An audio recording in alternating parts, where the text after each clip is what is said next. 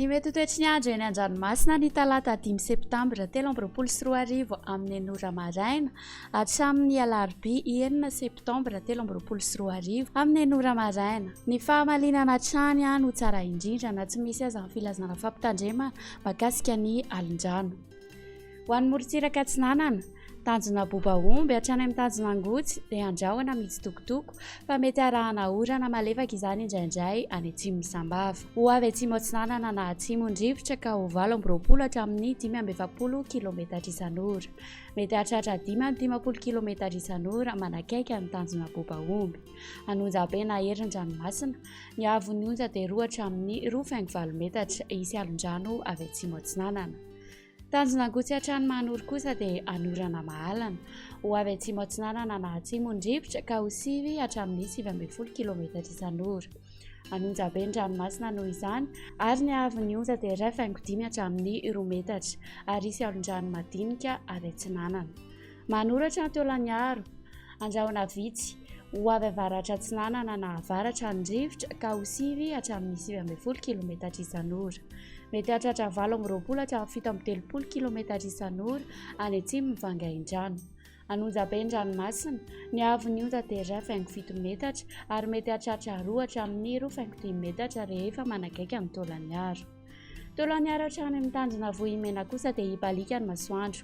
Ho avy Atsinanana somary avaratra Atsinanana Andrivotra ka ho 9 hatramin'ny 18 kilometatra isan'ora. Mety hahatratra 17 hatramin'ny 19 kilometatra isan'ora indraindray rehefa manalavitra ny morontsiraka. Anonjabe ny ranomasina ny havon'ny onja dia 2 hatramin'ny 2.5 metatra. Ho an'ny morontsiraka Andrefana, tanjona Vohimena hatrany amin'ny tanjona Gabo dia hibalika ny masoandro. Ho avy atsimo Andrivotra ka ho 9 hatramin'ny 18 kilometatra isan'ora. Anonjabe ny ranomasina ny havon'ny onja dia manodidina ny 2.5 metatra. Tanjona Gabo hatrany amin'ny tanjona Vilanandro kosa dia andrahoana vitsy. Ho avy atsimo na atsimo Atsinanana Andrivotra ny maraina. Ho avy Andrefana kosa ny tolakandro ka ho 9 hatramin'ny 9 kilometatra isan'ora. Adim-panonjana Anonjabe ny ranomasina ny havon'ny onja dia 3.3 hatramin'ny 1 metatra. Tanjona Vilanandro hatrany Analalava kosa dia hibalika ny masoandro. Ho avy atsimo Atsinanana Andrivotra ny maraina ka ho 9 hatramin'ny 17 kilometatra isan'ora izany. Mety hahatratra 17 kilometatra isan'ora indraindray eo anelanelany Mahajanga sy Analalava. Ho avy Andrefana kosa Anatoandro ka ho 9 hatramin'ny 17 kilometatra isan'ora. Ho toy ny adim-panonjana ny ranomasina ny havon'ny onja dia 3.3 hatramin'ny 1 metatra.